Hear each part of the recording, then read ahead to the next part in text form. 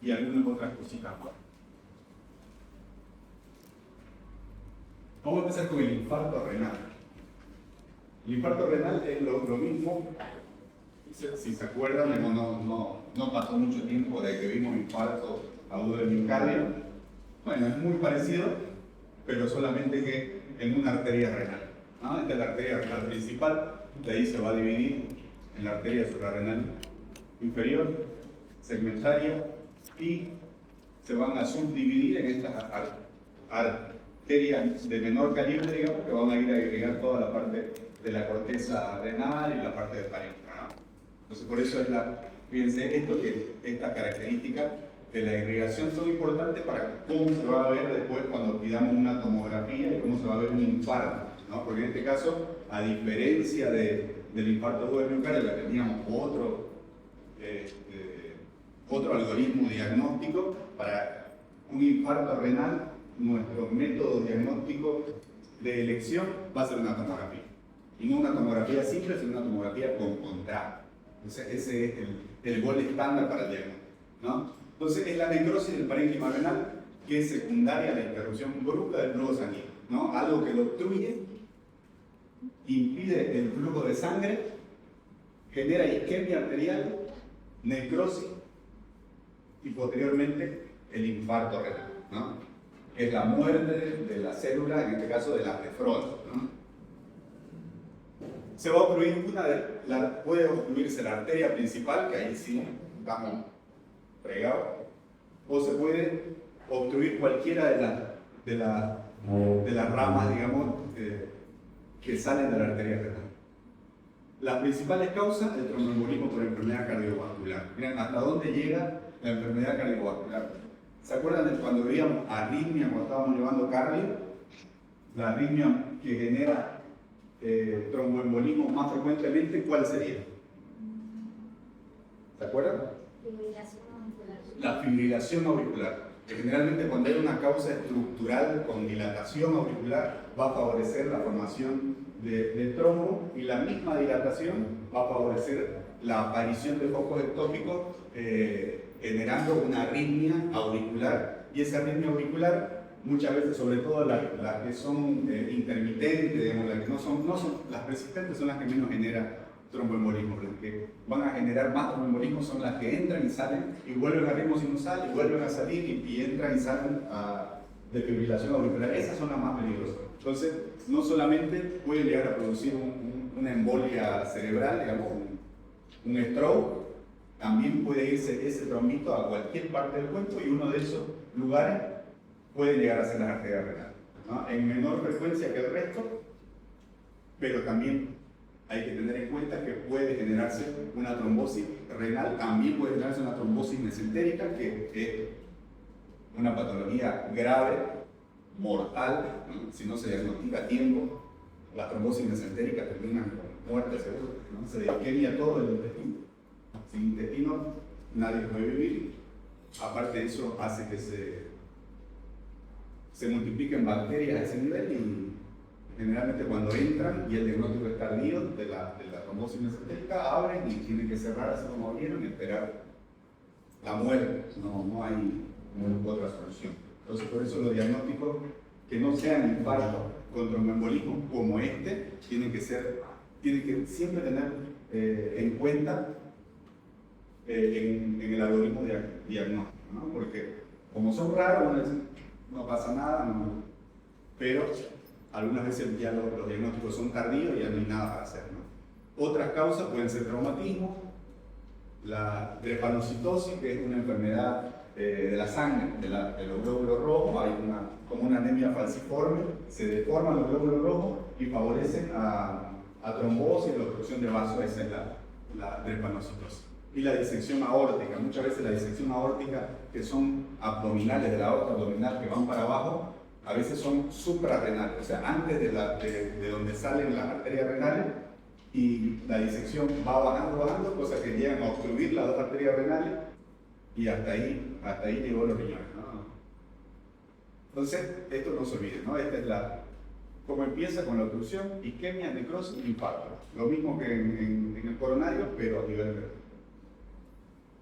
Entonces, estas son las causas más importantes: la embolia y la trombosis arterial renal. ¿No? La embolia, como dijimos, por fibrilación auricular, el tromboembolismo. Los trombos intracardíacos viajan por esta arritmia. El infarto agudo del miocardio también es un predisponente para este tipo de embolia, la miocardiopatía, sobre todo las dilatadas, las valvulopatías, las endocarditis y las prótesis valvulares, sobre todo las prótesis valvulares que no están anticoaguladas. Justo ayer nos ingresó un paciente postclínico de un recambio valvular mitral.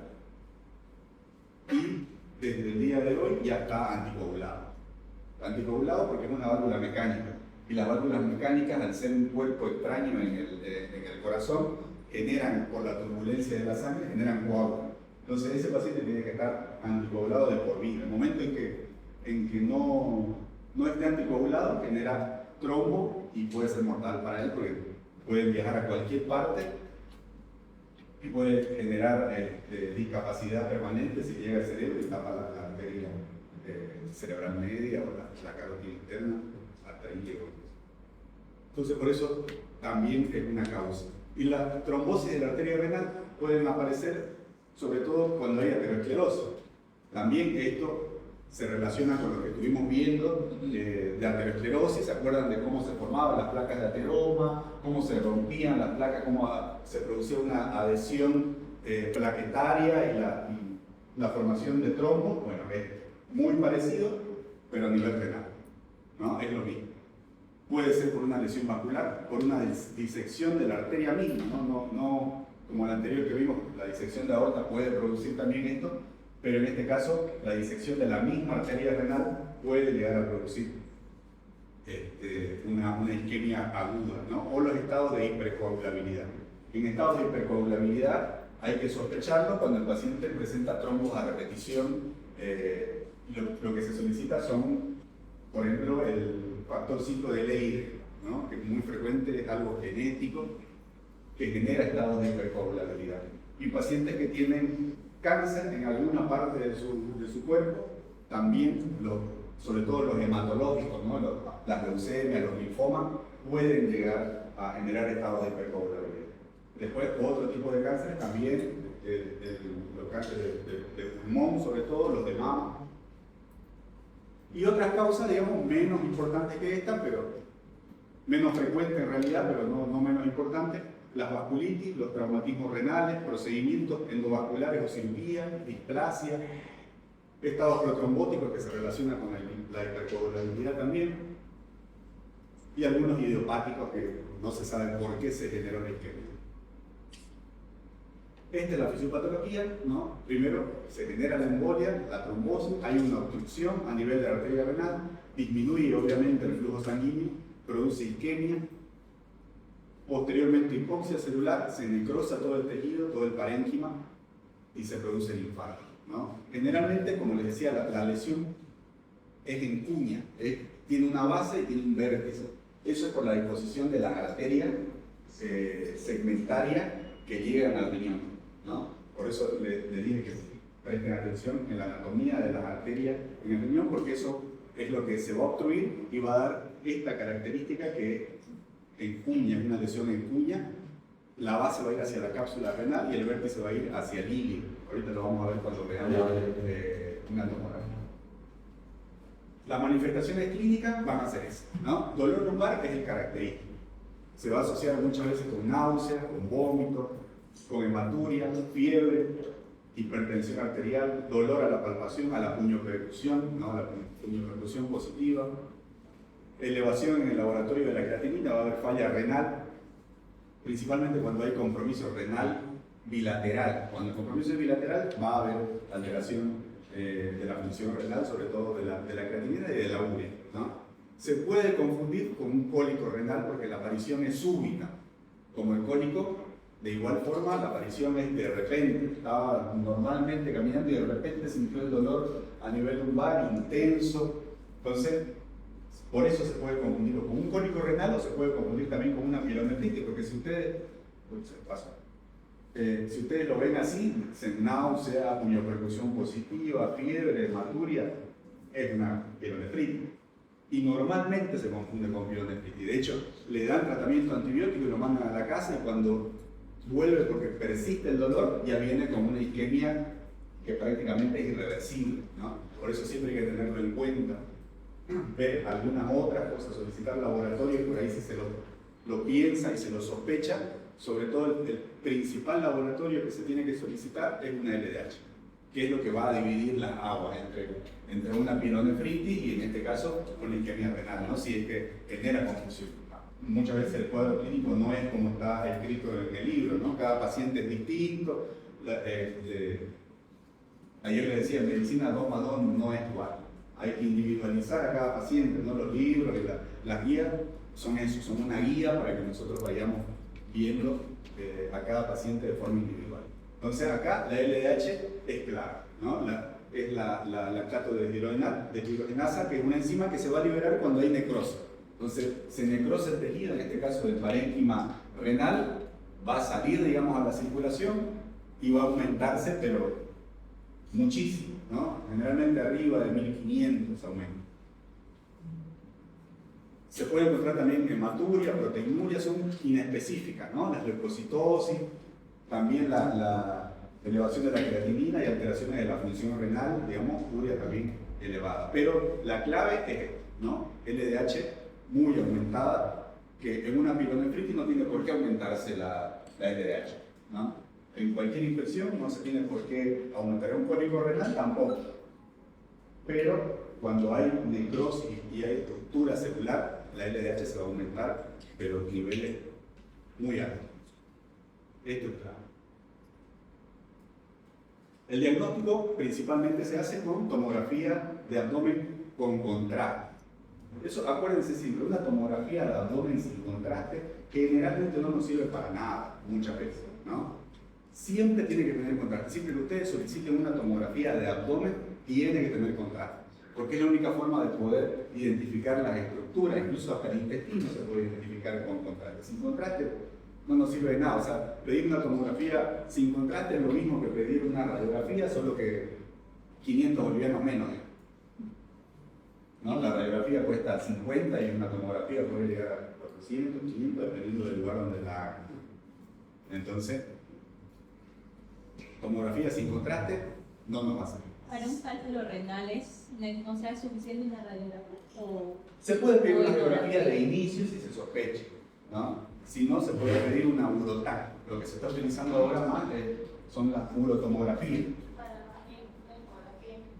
Ecografía es un método muy, como le digo, operador dependiente, ¿no? Depende mucho del médico que vaya a hacer la ecografía. Sirve en un inicio, digamos, como un primer estudio para una litiasis, puede llegar a ser, ¿no? Porque se puede llegar. Pero hay cálculos que son tan chiquititos que por ahí pasan desapercibido en la ecografía, o por ahí el ecografista que le está haciendo justamente el estudio no lo puede llegar a ver, o tiene muchos gases intestinales, que eso también interfieren bastante en la visualización de la ecogenicidad de la ecografía, ¿no? Alguien me pedía ayer si podíamos enseñar, no sé si les va a servir aprender de ecografía, algo para ponerlas en las prácticas, por ahí. Sí. Mira que me lo pidió en la pared. ¿No? Sí, bueno, vamos a ponerlo entonces dentro del programa de práctica para que por lo menos tengan una noción básica de una ecografía cuando le lleguen. Porque muchas veces llegan las fotos, no se condicen con el informe. Entonces digo, ¿de dónde vio esto? Porque generalmente cuando uno encuentra la estructura, le saca una foto. Entonces, y es lo que mandan, digamos, los ecografías. Muchas veces no se condicen, ¿no? No sé, capaz que habrá visto. Hay miles de ecografías, ¿no? De ahí, buenos, no sé el porcentaje, cuánto será, pero nosotros ya tenemos nuestro separadito a lo que le mandamos, porque sabemos cómo son igual los ecocardiografistas. Eso es lo malo, que es un estudio muy operador dependiente. Tiene que tener mucha práctica para poder ver cosas que por ahí no se puede llegar, otro no lo puede llegar a ver. En cambio la tomografía no, la tomografía uno obtiene las imágenes Lo que sí, hay algunos por ahí, digamos, médicos que son imagenólogos, que no informan lo que se ve o lo informan muy rápido, por ahí tienen un montón, no digo que no sepan, ¿no? Obviamente si se formaron tienen que saber, pero el tema es que muchas veces tienen que informar 50, 60, 100 estudios en una mañana y por ahí se le pasan cosas, ¿no? Por eso yo siempre a los residentes les recomiendo mirar la imagen, ¿no? Tienen que mirar las imágenes detenidamente porque hay cosas por ahí que no lo informan y se ven, ¿no? Hace un par de meses tuvimos un paciente aquí, en el Dopo que tenía una estenosis traqueal, que tenía la clínica una estenosis traqueal porque había estado con una traqueotomía durante 2 meses. Entonces, volvió, le dimos de alta y volvió, ya sin la traqueotomía, ¿no? Y volvió con unos accesos, digamos, de traqueoespasmo, que lo interpretaron al principio como broncoespasmo, como una crisis, digamos, porque el señor tiene un EPOC severo con fibrosis pulmonar severa, bueno, es su fibrosis, pero una vez se nos presentó, digamos, a nosotros y el traqueoespasmo que hacía era bien alto, era como que... Entonces dijimos, bueno, vamos a pedir una tomografía en principio antes de solicitar un estudio endoscópico, ¿no? Como para ver si... Cuando llega la tomografía la vemos, venía impresionantemente, era como que venía normal y se iba haciendo un desfiladero la tráquea de más o menos unos 6-7 centímetros. Entonces, esto es lo que le está generando porque tiene una estenosis. A las 2 horas llega el informe decía tráquea con flujo normal. Rarísimo. Entonces, lo pasamos y dijimos, se ve la estenosis severa, pero no está informada. Entonces, ¿qué hicieron los otros colegas? Le dieron bola al informe, ¿no? Porque el informe está firmado y está avalado por un imagenólogo. Bueno, no volvió a tener, le dieron el alta y a los 3-4 días vuelve por un traqueoespasmo mucho más severo. Ahí se le solicita una endoscopía y tenía un desfiladero que era lo mismo que se veía en la tomografía, cosa que ni siquiera pasaba en el endoscopio. Entonces, se tuvo que hacer una traqueotomía, el señor está traqueotomizado y está siendo tratado con balones, digamos, ¿no? Para poder dilatar.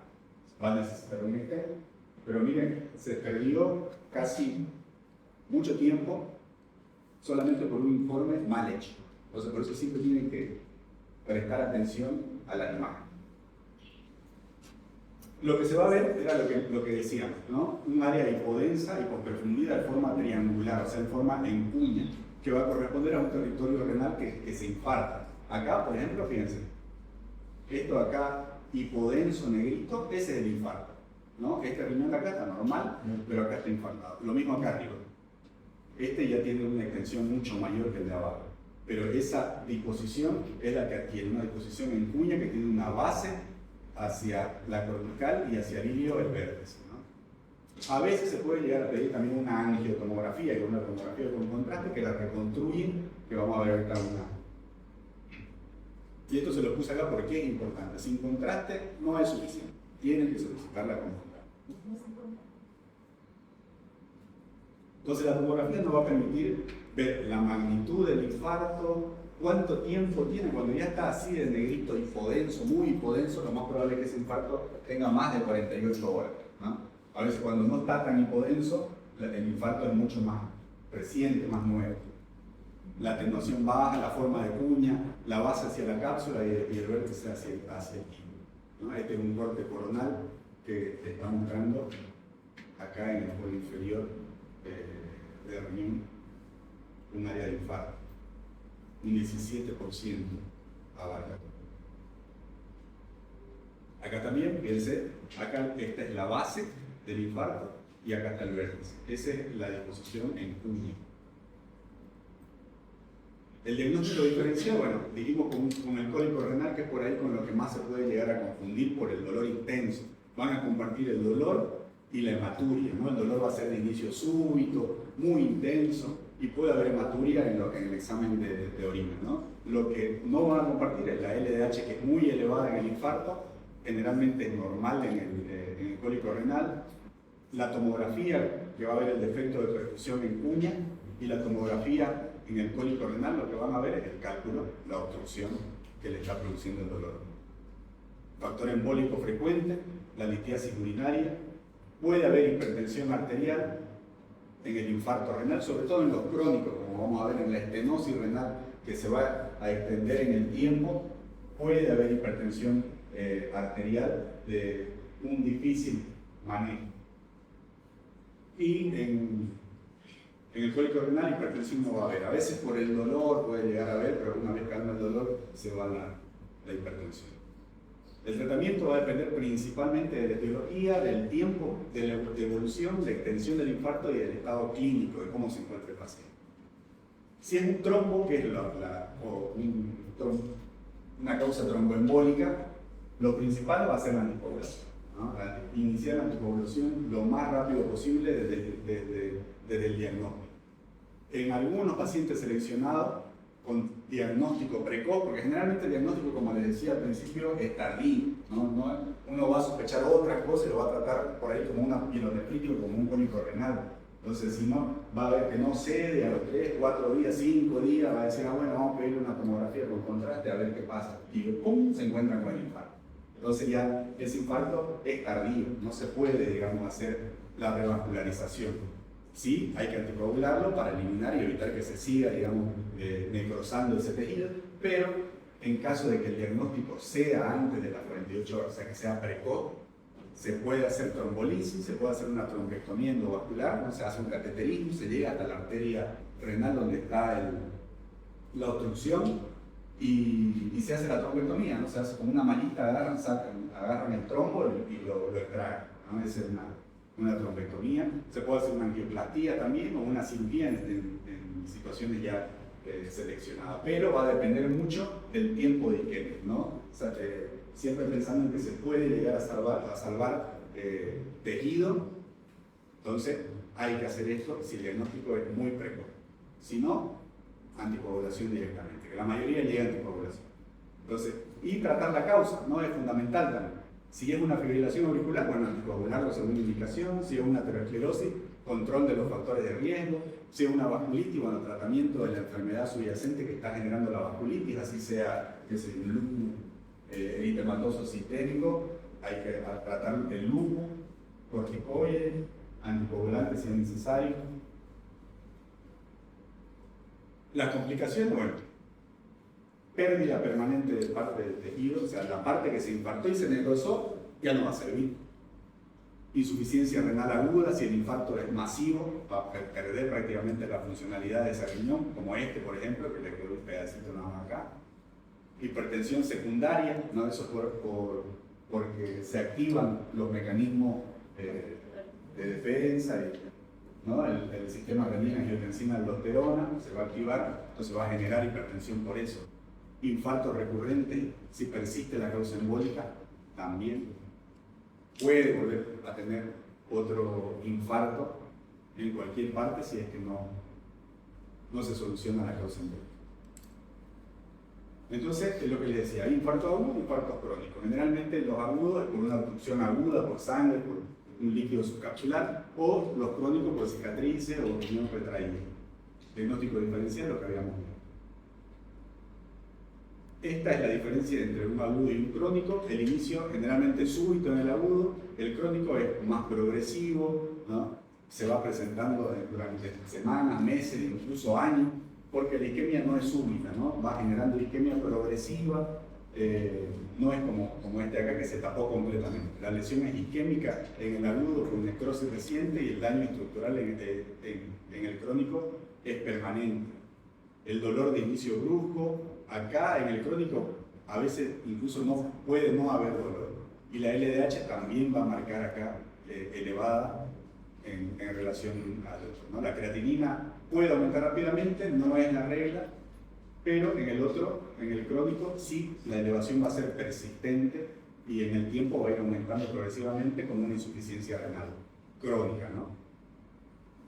En la imagen, bueno, el área de hipoperfusión en cuña, y acá no se va a ver una hipoperfusión, sino que se va a ver los riñones más chiquititos, con cicatrices, con pérdida de volumen según la causa que lo genera, ¿no? Entonces, acá, como para que no se olviden, agudo siempre es un trombo, obstruye la arteria, disminuye el flujo renal, produce isquemia y necrosis. Entonces se tapa la arteria súbitamente. La LDH se va a elevar y va a haber lesión de perfusión. En cambio, en el crónico la lesión va a ser más persistente en el tiempo, van a haber episodios repetidos de isquemia, pero va a ser progresivo. Entonces, generalmente se va a ir atrofiando el riñón y eso es lo que va a ir deteriorando la función renal en el tiempo. ¿No? Estas son las causas principales del agudo, ya lo vimos hace un ratito, y la lesión renal isquémica crónica, las principales son estas, ¿no? Esta, la que más se da, es la estenosis de la arteria por aterosclerosis o la displasia fibromuscular, que son las más frecuentes. Después se pueden dar todas estas también, vasculitis crónica, la disección, los episodios embólicos repetidos, pero las más importantes son las estenosis por aterosclerosis y la displasia fibromuscular. ¿Alguna pregunta hasta ahí? ¿Está claro? Cuando pidan una tomografía ya saben cómo se va a ver. En uña. Bueno, sigamos. Estenosis de la arteria renal. Bueno, el estrechamiento de una o ambas arterias renales va a reducir el flujo sanguíneo hacia el riñón y las principales causas son estas, ¿no? Que la dijimos anterior: aterosclerosis y displasia fibromuscular. La más frecuente es la aterosclerosis, sobre todo en los adultos mayores, ¿no? Acá, por ejemplo, se ve una estenosis de la arteria que va a disminuir el flujo y esto es lo que generalmente, fíjense que este riñón está más chico que él, porque eso es lo que genera. En el tiempo, progresivamente se va atrofiando este riñón hasta que pierde su funcionalidad completa. En su forma aguda se agranda. En la forma aguda, a veces sí, sí. Generalmente se atrofia y se achica cuando es crónico, ¿no? Cuando los pacientes entran en diálisis, por ejemplo, la mayoría de los que entran en diálisis tienen los riñoncitos chiquititos, una cuarta parte de los riñones normales. Entonces, prácticamente esos riñones ya están claudicados. Y aunque no lo crean, acá en Santa Cruz hay muchos pacientes que dializan que no se sabe la causa, pues nunca le hicieron una biopsia renal, dejaron de orinar de repente y nunca consultaron y de repente dejaron de orinar y entran en diálisis, nunca se controlaron. Esa es la triste realidad de nuestra sociedad. Nunca consultan. Consultan cuando ya están mal. Por eso es importante la prevención. Las campañas, que eso se ha perdido. Yo me acuerdo que cuando era estudiante había campañas en los centros de salud, salíamos en provincia, salíamos a dar charlas, a vacunar. Eso me parece que se ha perdido, ya no se hace como antes. No sé si en alguna materia de salud pública ustedes han salido a hacer prevención a lo largo de estos años, ¿no? Sí. Eso es importantísimo. Bueno, la hipertensión renovascular se va a presentar en un 1 a 5%, las causas ya las vimos, y la fisiopatología va a ser esta, ¿no? La estenosis va a disminuir la perfusión renal, se va a activar el sistema renina-angiotensina-aldosterona, aumenta la renina, la angiotensina 2 y la aldosterona, va a generar vasoconstricción, retención de agua y sodio, hipertensión arterial. Entonces, esto, como es crónico, muchas veces la hipertensión no va a tener un fácil manejo, no van a permanecer hipertensos por más que tengan generalmente son los que tienen hipertensión refractaria con 4 medicamentos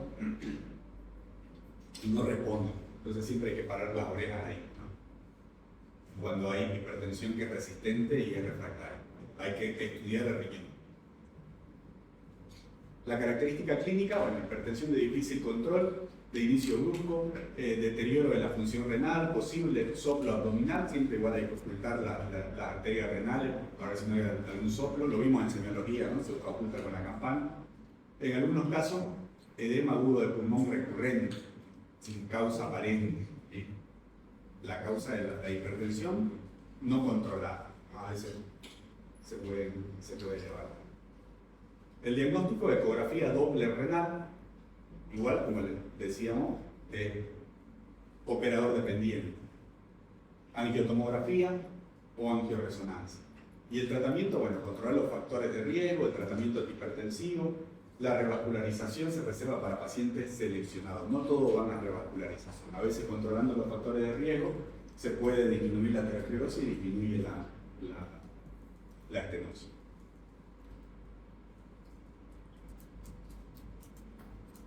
Ahí hay una estenosis que dice acá, que disminuye ahí la luz del vaso y después se agranda. Acá también. Esta es una angioresonancia, ¿no? Se ven todos los vasos y se ve la estenosis. Pero la angioresonancia tiene una sensibilidad del 100% y una especificidad del 93 al 97%. ¿Qué quiere decir eso? Allá, a ver, Carlos. Sensibilidad y especificidad.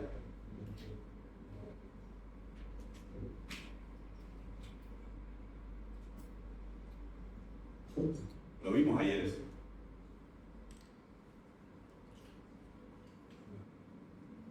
¿Alguien sabe? Especificidad que no nos va a dar un diagnóstico 100% confiable. Ya, vamos más o menos por ahí. ¿Alguien que complete el concepto?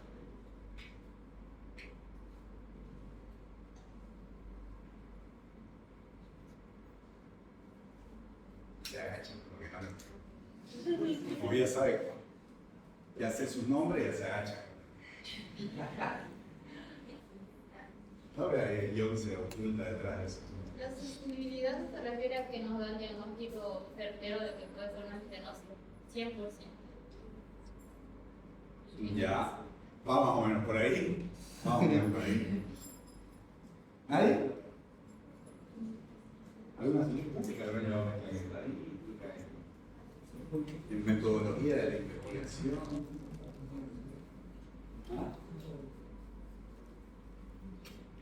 Sensibilidad del 100% quiere decir que cuando se estudian a los pacientes, porque esto sale de estudio, ¿no? Se agarran un universo de pacientes y realizan los estudios. Entonces la sensibilidad sale que agarran los pacientes enfermos y el 100% de los pacientes enfermos van a tener la alteración. Entonces eso quiere decir que no hay falso positivo. Por ahí un paciente, una persona que es sana, que le dé el estudio positivo, no va a haber. Entonces, de los pacientes enfermos, el 100% el estudio le va a dar positivo. Eso es la sensibilidad. Por eso es 100% de sensibilidad. Y la especificidad es lo contrario, ¿no? Son los falsos negativos. Por ahí toman los sanos, ¿no? Toman 100 sanos y de los 100 sanos, 97 le va a dar normal, pero a 3 le va a dar un estudio dudoso que por ahí le da un falso positivo, por ahí está rotada, digamos, la imagen o algo, y dice, puede que tenga una estenosis. Le hace un estudio más complejo y realmente no tenía la estenosis, ¿no? Esa es la especificidad. Lo va a dar, en los pacientes sanos, va a dar falsos positivos. Entonces, 93 a 97% de especificidad. Nos sirve también este estudio para ver los grados de estenosis. Normal 0%, 50% leve, 50-75% moderado y mayor a 75% grave. Hay una estenosis importante, entonces si hay estenosis, el paciente obviamente está. Acá también, acá al inicio a la salida de la arteria renal.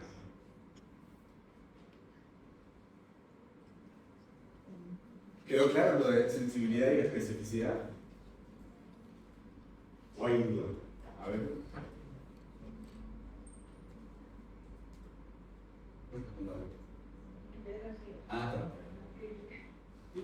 Está bien, está bien. Está cuidando a su compañero. Bueno, aneurismas y fístulas arteriovenosas. ¿Se acuerdan cómo se definen los aneurismas? Vimos aneurismas. Es como la dilatación de la arteria, más o menos, como en forma de saco. Ya. Sí, es la dilatación de una de las capas de los vasos, en este caso de la arteria, ¿no? Generalmente se debilita la media y va a generar esto de acá, que es como un abombamiento que muchas veces se puede llegar a romper, ¿no? Sobre todo a nivel cerebral. A veces hay aneurismas en el polígono de Willis que se rompen. Bueno, esos aneurismas pueden estar en cualquier arteria, en cualquier vaso, en este caso, arteria renal. Esta bolita que está acá, eso es un aneurisma. Pueden ser saculares, fusiformes o intrarrenales, ¿no? La causa más frecuente, a veces, es aterosclerosis, otra fibrodisplasia, neurofibromatosis o síndrome de Engler-Douglas, ¿no? Acá, fíjense, este es un sacular y este es un fusiforme, ¿no? Tiene una forma distinta, que es como una bolsita. Y este es un pseudoneurismo, ¿no? Donde no hay una debilidad y algunas veces se hace esa debilidad por una u otra razón, ¿no? Por ahí por manipulación, en alguna cirugía se hace un pseudoneurisma porque se debilita, digamos, manipulando esa arteria y no de forma congénita como esto acá. Los intrarrenales, bueno, los aneurismas intrarrenales son dilataciones dentro, en un vasito dentro. Vieron que cuando vimos al principio la anatomía de las arterias, había algunas penetrantes que entraban al parénquima. Bueno, esos son los intrarrenales. Se va a ver dilatación ahí en alguna de esas uniones dentro de los vasos en el riñón. Entonces, son infrecuentes, menos del 10% de los aneurismas renales, y generalmente se descubre de forma incidental. Se les pide una tomografía por otra razón y cuando se dan cuenta, bueno, tienen un aneurisma ahí intrarrenal, ¿no? Se asocia generalmente a enfermedades reumatológicas como la enfermedad de Wegener. Acá, por ejemplo, este es un aneurisma sacular. Este es un sacular al ingreso de la arteria renal. Y la fístula, bueno, las fístulas son acá. ¿Y cuál es la clínica de lo que es el aneurisma en el paciente renal? Algunas veces se pueden llegar a romper, otras veces se pueden llegar a trombosar. Los aneurismas es el saco, digamos, se trombosa y produce isquemia de la misma forma de un infarto, ¿no? Pero los que más se llegan a trombosar son estos de acá, que son las fístulas. Por eso algunas veces van casadas, digamos, los aneurismas y la fístula arteriovenosa, ¿no? Que son como unos ovillos, miren, fíjense. Pero no es uno solo.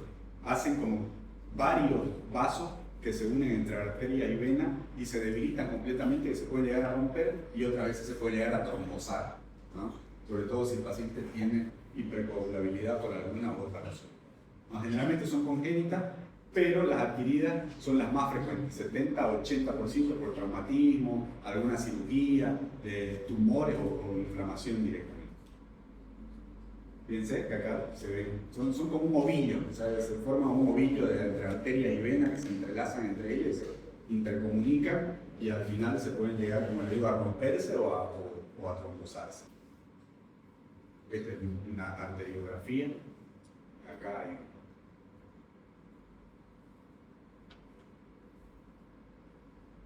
Bueno. Otra causa de isquemia renal es la oclusión de la vena renal. La vena renal puede producir oclusión extrínseca o extensión directa, ¿no? Trombosis de la vena renal asociada a una enfermedad renal primaria muchas veces, otras veces trombosis de la vena cava inferior, pacientes que por ahí están postrados o en reposo, los pacientes internados durante mucho tiempo generan éstasis venosas a nivel de las venas femorales o más arriba, digamos, a veces en la ilíaca, y se llega a generar trombo, ¿no? Que es un tromboembolismo, una trombosis venosa profunda. Y esa trombosis venosa profunda puede generar tromboembolismo a cualquier parte hacia arriba, ¿no? Puede ir por la vena cava inferior, llegar hacia la aurícula derecha, caer al ventrículo derecho y generar un tromboembolismo pulmonar. Se tapa la arteria pulmonar y puede generar la muerte, ¿no? Dependiendo del grado. Bueno, eso también puede pasar en las venas renales, ¿no? Ese mismo trombo que se generó por éstasis venosa en la pelve, en las ilíacas o en las femorales puede llegar a ascender, no se va hacia la vena cava inferior, sino que se va hacia las venas renales y la tapan, le generan trombosis. Acá, por ejemplo, fíjense, esta es una trombosis venosa de larga extensión. Todo esto es trombo, todo esto es sangre. Acá también, esta es más grande todavía. Bueno. También hasta ahí ya se cansaron. Seguimos un poquito más. ¿Ah? Ya se quiere ir.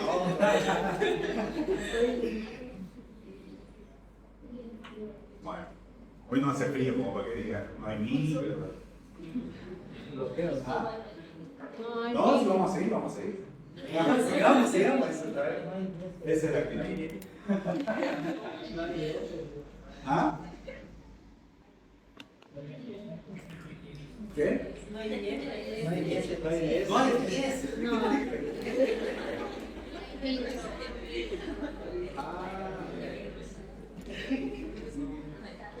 Bueno, no va a terminar rápido, ¿sí?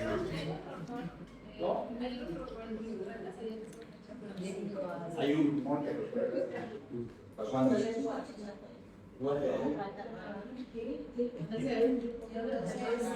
Dígalo que no, dije.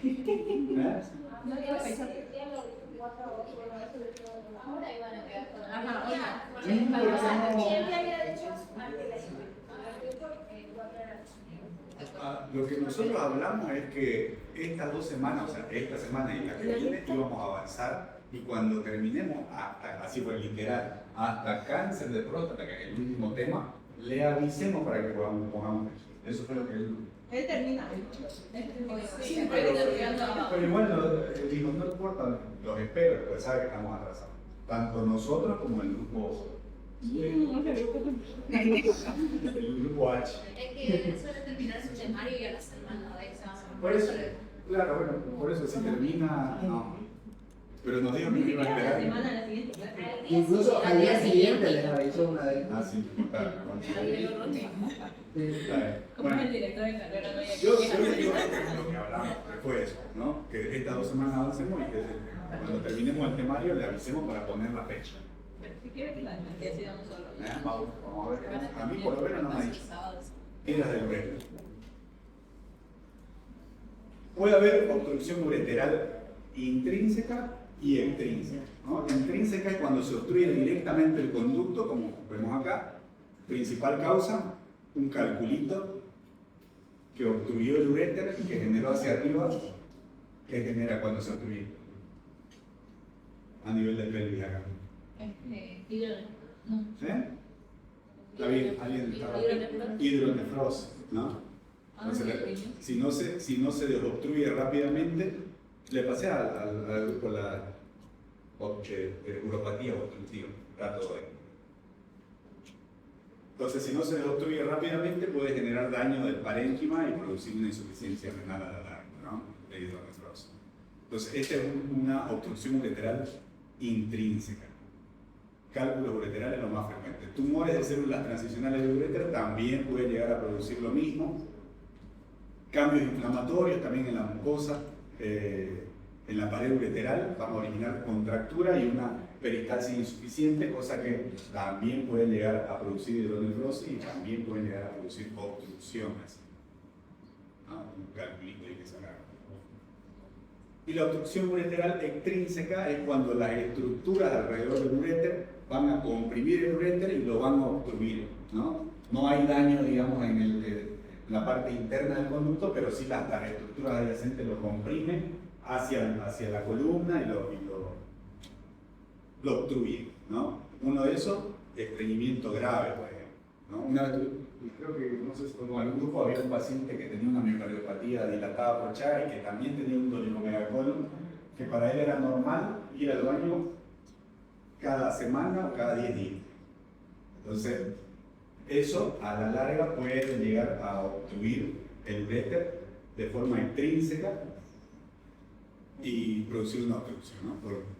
Después obstrucciones secundarias por algún acodamiento, alguna fibrosis de las estructuras adyacentes y otra importante que es esta, que es la fibrosis retroperitoneal, que es la que vamos a ver. La fibrosis retroperitoneal es una enfermedad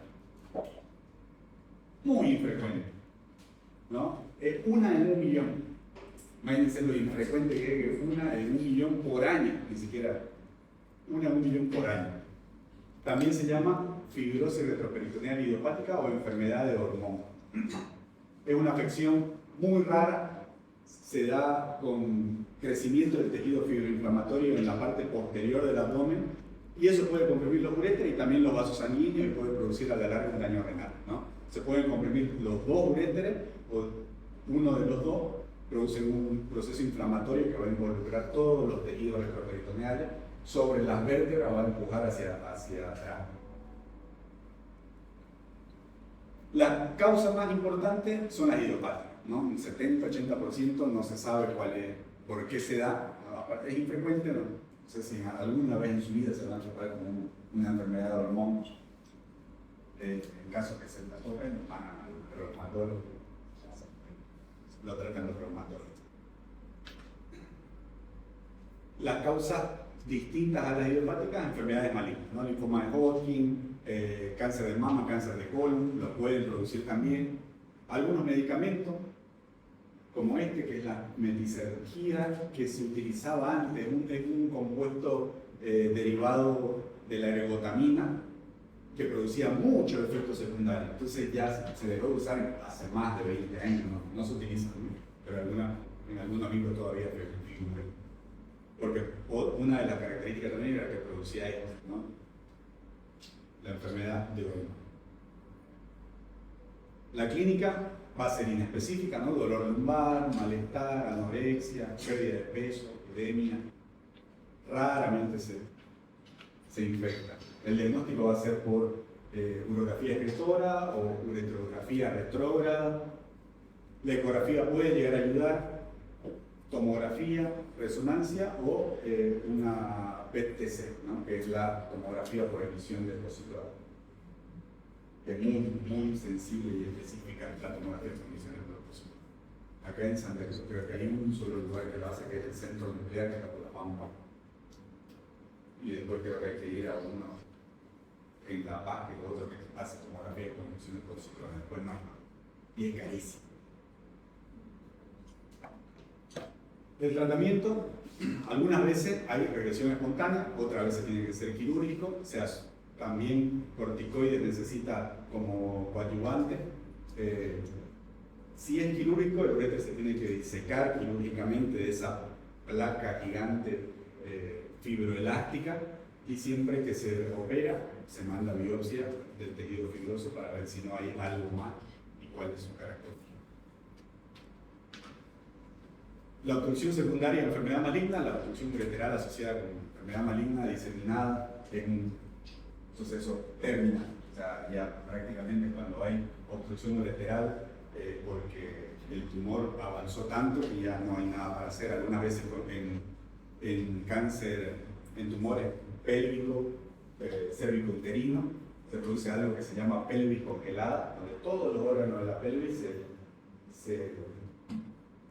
se agrupan, se adhieren entre sí y obstruyen ureter, obstruyen vasos. Entonces ahí no hay nada para hacer, ¿no? A veces los ginecólogos entran, abren, miran y dicen, una pelvis congelada. No hay nada para hacer, ¿no? Por ahí, si el ureter está comprometido, lo que se puede hacer es un tratamiento paliativo, que le colocan un catéter doble J, pero vimos eso cuando estábamos, al principio cuando estábamos viendo los temas, que lo colocan por vía endoscópica, por la vejiga, uretra, vejiga, pasan al ureter, atraviesan, digamos, el lugar donde está obstruido y llegan hasta la pelvis con el objetivo de que vuelva a ser normal el flujo urinario, ¿no? Pero cuando ya está así, es terminal. Enfermedades adquiridas de la vejiga, cistitis intersticial, úlcera de Hanner o Kuhn, fibrosis submucosa es una enfermedad que afecta principalmente a las mujeres de mediana edad, se caracteriza por fibrosis de la pared vesical, con la consiguiente pérdida de capacidad. Se engrosa esta parte de acá, como se ve, se vuelve un tejido muy hiperémico y fibroso y disminuye la capacidad de llenado de la vejiga, ¿no? Pierde también la elasticidad.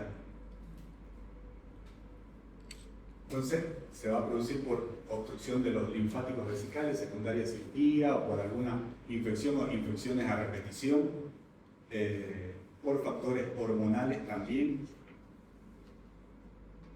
Y la clínica va a ser esta, ¿no? Colaquiuria, micturia, dolor suprapúbico, dolor uretral, hematuria macroscópica muchas veces, cosa que va a hacer, todos estos síntomas va a hacer que los pacientes se pongan muy tensos, muy ansiosos, por esto, ¿no? Van a acudir repetidas veces a la consulta, algunas veces se puede llegar a confundir también con una infección urinaria, a veces lo tratan como cistitis infecciosa, pero al final no es infecciosa, sino una enfermedad de Hanner. Los signos: sensibilidad en la región de la vejiga, hipersensibilidad en el área suprapúbica, hematuria microscópica, y muchas veces la función renal es normal, ¿no? Que es una de las características.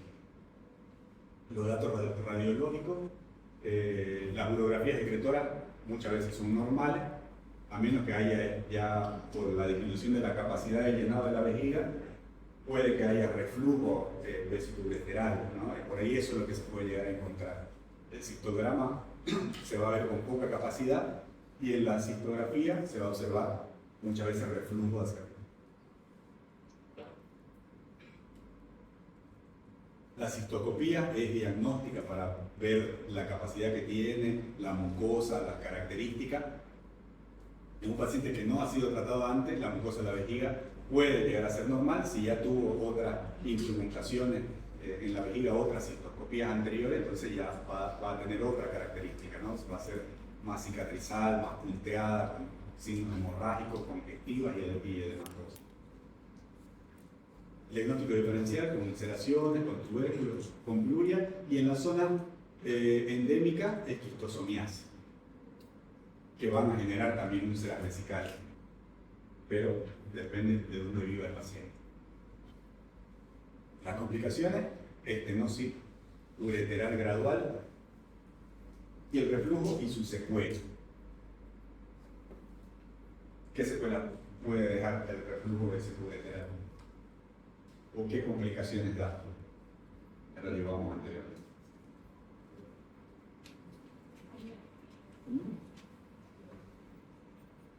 Pielonefritis, infecciones urinarias, ¿qué más?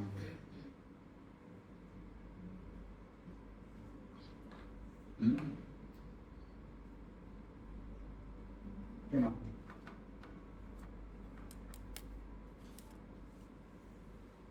Hidronefrosis.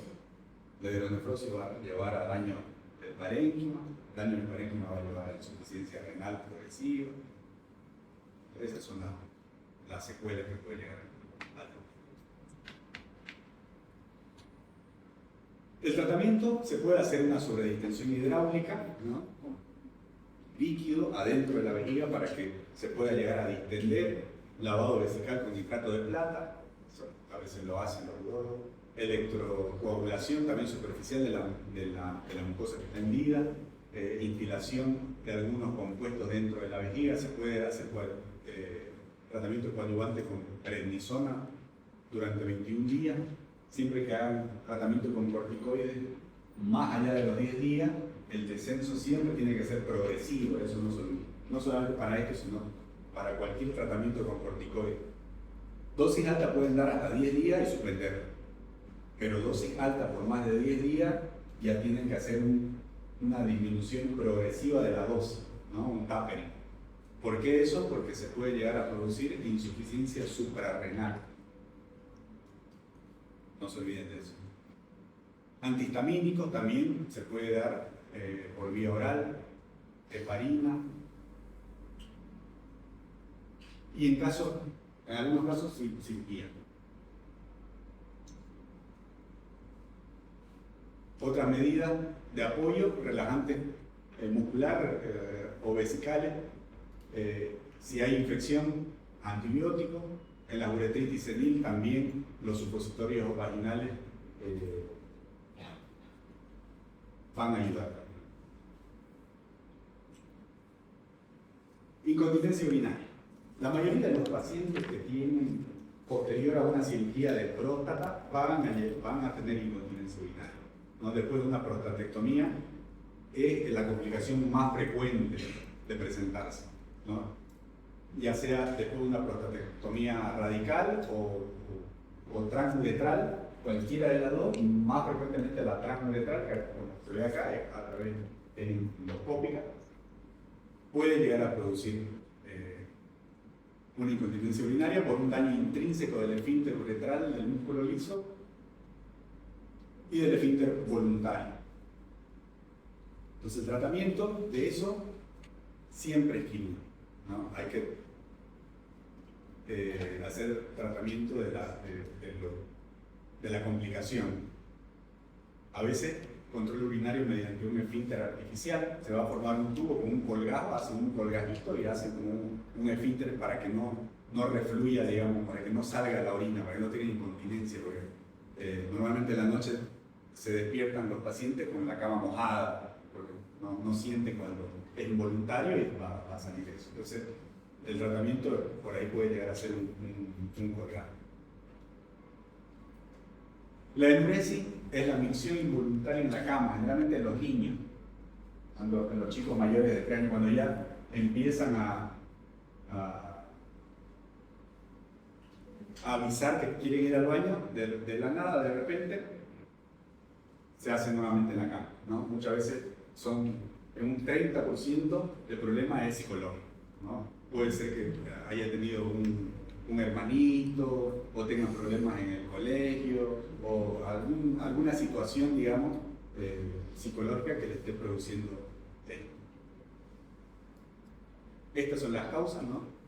El 50% puede ser por retraso madurativo, ¿no? Neurológico, alteraciones en el sistema nervioso central, secundario a una hipoxia al nacer o perinatal, ¿no? Se puede dar. El 20% secundario a una enfermedad orgánica, por eso siempre que se presenta hay que estudiar la parte orgánica, que no tenga reflujo vesicoureteral, que no tenga incontinencia, que no tenga alteraciones en la vejiga. Si se descarta todo eso, hay que ver esta parte de acá, ¿no? El origen psicológico. Para eso, lo que le recetan son psicodinámicos, ¿no? Entrenamiento del control a partir del año y medio, recién hay que enseñarle a que avise para orinar. Antes de eso no se recomienda, ¿no?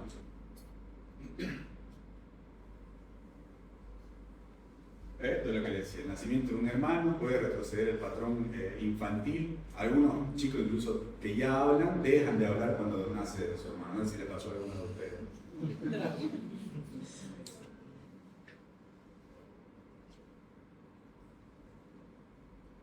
Entonces, una enfermedad aguda puede acompañarse o ser seguida de la recurrencia del control nocturno incompleto y el estrés fisiológico o psicológico. La clínica, bueno, ansiedad, mojan la cama, tienen una capacidad vesical disminuida, o sea, quieren ir al baño cada ratito, se cambia su frecuencia. Y generalmente cuando se le hacen los estudios, la mayoría va a ser negativo, o sea, van a ser normal. Si todo es normal, hay que ver la parte psicológica. Diagnóstico diferencial siempre, ¿no? Por eso se piden los estudios para descartar obstrucción, infección, enfermedad neurogénica, pero a veces también la vejiga neurogénica puede llegar a producir eso, la enuresis, la estenosis uretral distal. El tratamiento, bueno, son más que todo medidas de control, ¿no? Después de la cena, no dar de líquido, vaciar la vejiga a la hora de acostarse. Y hay que despertarlo antes de la hora habitual para que no moje la cama. Pero generalmente la mojan al amanecer. Tratamiento farmacológico, sí, lo recomendaría porque son muy agresivos, digamos, incluso mira acá. Dextroanfetamina, darle a un chico de 3 años de dextroanfetamina, es demasiado, ¿no? Primero hay que descartar el resto y así el pediatra ve que no hay más remedio. Bueno, vamos bien aquí, ¿qué hora es? ¿Ustedes saben el micro?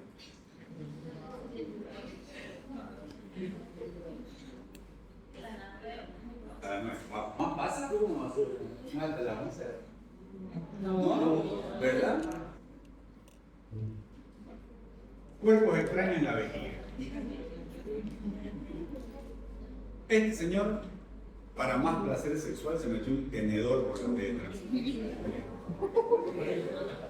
Y son casos reales, ¿no? Son casos reales. Este lo saqué de un periódico de La Razón en La Paz, hace unos años atrás. Y este es un chico de 15 años que se metió un cable con puerto USB para medirse el pene. Midió el cable y después se lo introdujo por la uretra y se metió hasta la vejiga, ¿no? Un chico británico de 15 años también. Pero bueno, uno llega a la uretra en el curso de una autoexploración y otros introducen dispositivos anticonceptivos también, ¿no? Es como que se ponen una bolita para evitar la eyaculación, como anticonceptivo. Puede causar cistitis, obviamente hematuria, y la radiografía, como ven acá, nos va a revelar qué hay adentro. A veces se necesita cistoscopía si ya está dentro de la vejiga para sacarlo, ¿no? Si no se asoma. Fístula vesical. La vejiga puede estar comunicada, esto también lo hablábamos, me acuerdo, cuando estábamos viendo los congénitos. La vejiga se puede comunicar con la piel, con el intestino, con los órganos reproductivos femeninos, ¿no? Acá la vejiga se puede comunicar acá con la vagina o directamente con el recto. Puede pasar hasta acá y comunicarse todo, ¿no? A veces los pacientes orinan con materia fecal, a veces se dan en pacientes con cáncer, ¿no? Con cáncer rectal, cáncer cervicouterino también pueden generar, porque todos estos tejidos se hacen friables y pasan y se comunican con la vejiga y el intestino. Enfermedades intestinales, divertículos, enfermedad de Crohn también un 10%, pero lo más frecuente es el cáncer de colon. Y enfermedad ginecológica, ¿no? Con traumatismo también se pueden resultar. La clínica, bueno, irritabilidad vesical, el paso de heces y de gases a través de la orina, no van a orinar con materia fecal y van a tener gases ahí adentro con mal olor, fétido,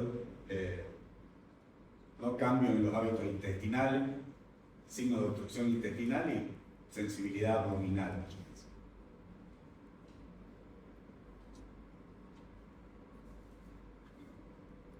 Tratamiento, bueno, hay que hacer una rectosigmoidoscopía, a veces colostomía proximal, reparar la fístula, muchas veces por vías endoscópicas se puede llegar a reparar, ¿no? Así.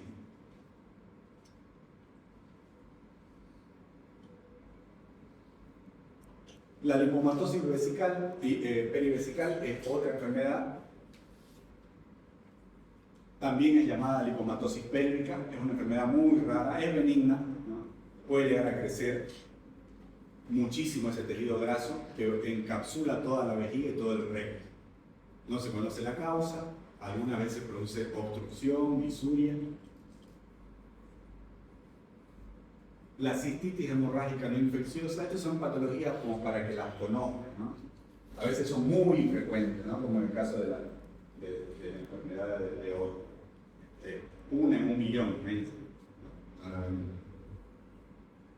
Pero para que la conozcan. La cistitis hemorrágica no infecciosa es la inflamación de la vejiga con sangrado que va a aparecer por tratamiento médico, a veces por radiación, que es lo más frecuente en un cáncer del cuello uterino o cáncer uterino. Se trata con radioterapia y esa radioterapia no es inocua, ¿no? Va a generar algunas alteraciones y una de esas alteraciones es una cistitis hemorrágica no infecciosa, va a empezar a sangrar. Eyaculación hemática también es un motivo de consulta urológica. Hemospermia se llama, ¿no? No es una queja rara, la que se da cuenta de la pareja generalmente es causada por hiperplasia de las mucosas vesicales y se trata con hormonas. Priapi. ¿Estamos bien hasta ahí? ¿O ya están cansados? Cuando terminamos priapismo, no.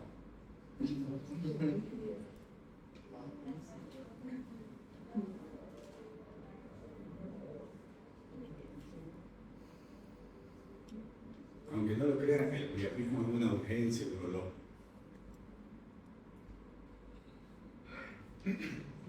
Priapismo viene de priapos, ¿no? Que es el dios griego, dios con D minúscula, obviamente, porque tenían miles de dioses en esa época, y romano, cuya figura iba a relacionar con la seducción, con la fecundidad, ¿no? Con el amor sexual, y se atribuían poderes terapéuticos sobre enfermedades genitales masculinas en general. Entonces, la Asociación de Urología definió el priapismo como la condición patológica caracterizada por una erección peniana que va a persistir más allá de la estimulación sexual, ¿no? Que generalmente no está relacionada con la estimulación sexual. Ahí está la anatomía del pene, ¿no? La arteria dorsal del pene, tienen los vasos arteriales y los vasos venosos, la arteria cavernosa.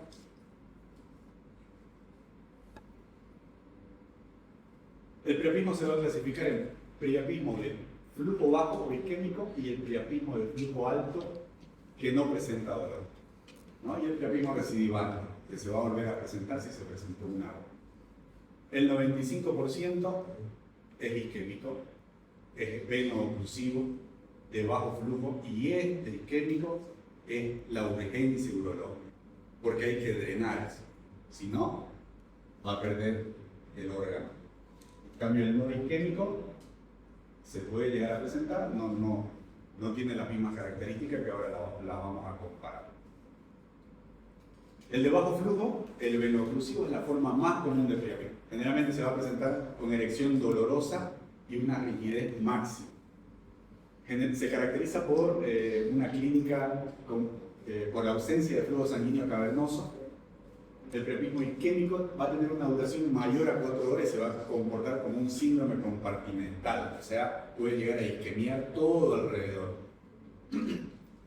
Las consecuencias son la fibrosis corporal irreversible, o sea, los cuerpos cavernosos se fibrosan y la disfunción eréctil va a ser permanente. Esta sí es una urgencia urológica. Los que yo he visto han sido secundarios a Viagra.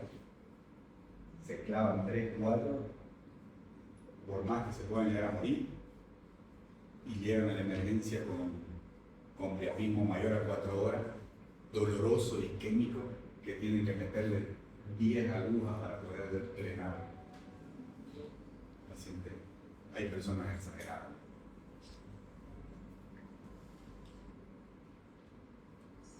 El de alto flujo arterial, este no es isquémico. Cualquiera pensaría lo contrario, ¿no? Que el arterial es isquémico. No, el venoso es isquémico. El arterial no, causada por entrada de flujo sanguíneo cavernoso no controlado, o sea, entra mucha sangre, la erección generalmente no es dolorosa y no llega a un máximo grado de rigidez como en el venoso. El priapismo no isquémico requiere evaluación y atención oportuna, pero no es una urgencia urológica. En cambio, el venoso sí. Esa diferencia es importante. El mal drenaje cavernoso, por lo general a nivel intracavernoso, por trastorno neuromuscular debido al desequilibrio del sistema vegetativo y por modificación de la hemodinámica de la sangre intracavernosa. Son las causas que van a llevar al mal drenaje cavernoso, por lo general a nivel intracavernoso. La etiología puede ser por hemopatía, otra vez acá está la drepanocitosis, ¿no? Que constituye un 5% de los casos, algunas veces se puede llegar a producir por eso, por enfermedades de la sangre, ¿no? La leucemia mieloide crónica o la anemia falciforme.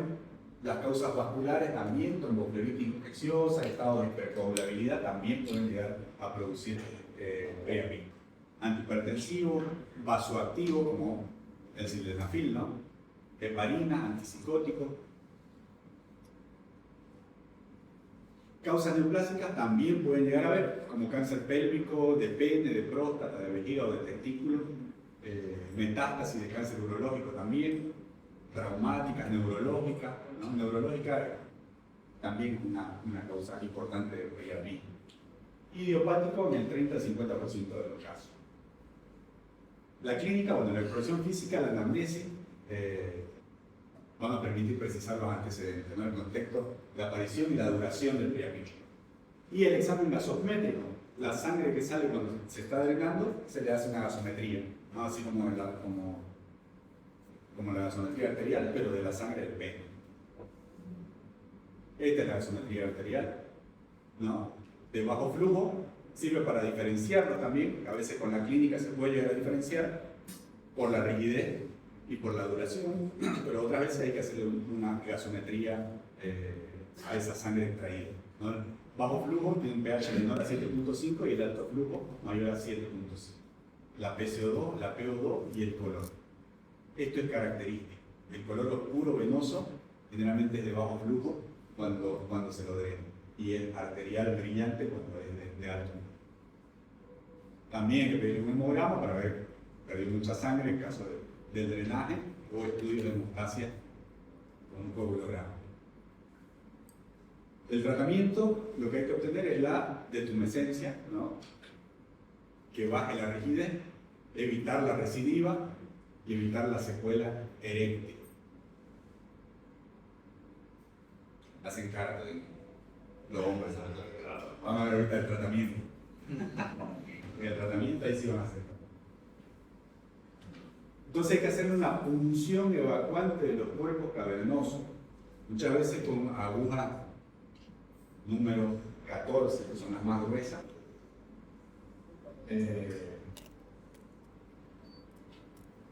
No se aconseja lavarlo. Se debe proceder hasta que salga la sangre roja fluida, o sea, toda esa sangre venosa oscura, a veces con coágula, tiene que drenar todo, y el drenaje hay que hacerse hasta que empiece a salir ya un poquito más rutilante la sangre.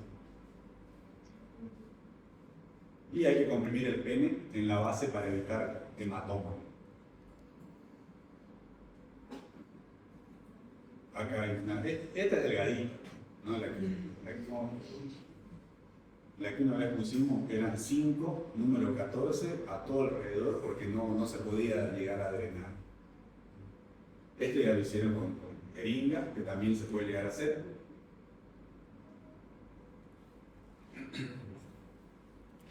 Con el tratamiento se puede utilizar un alfa-adrenérgico, fenilefrina algunas veces. Hay que monitorizar los signos vitales porque el paciente puede entrar en shock por dolor, ¿no? Shock neurogénico.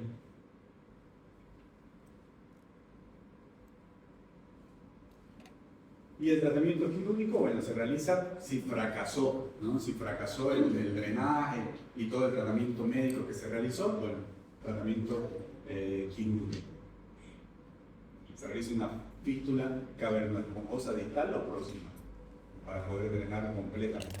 Es el último escalón terapéutico, la colocación de la prótesis. Hasta ahí nomás llego. El pronóstico, dentro de las 24 primeras horas de evolución, el tratamiento conserva muchas posibilidades de éxito. Cuando ya superan las 48 horas del priapismo, casi no hay nada para salvar. Este es un algoritmo de éxtasis, que es la mayoría de los priapismos son por éxtasis, o sea, son los de bajo flujo venoso, que son los que tienen, los que son urgentes, digamos, requieren una acción urgente. Y los priapismos de flujo alto, que son los arteriales, y menos.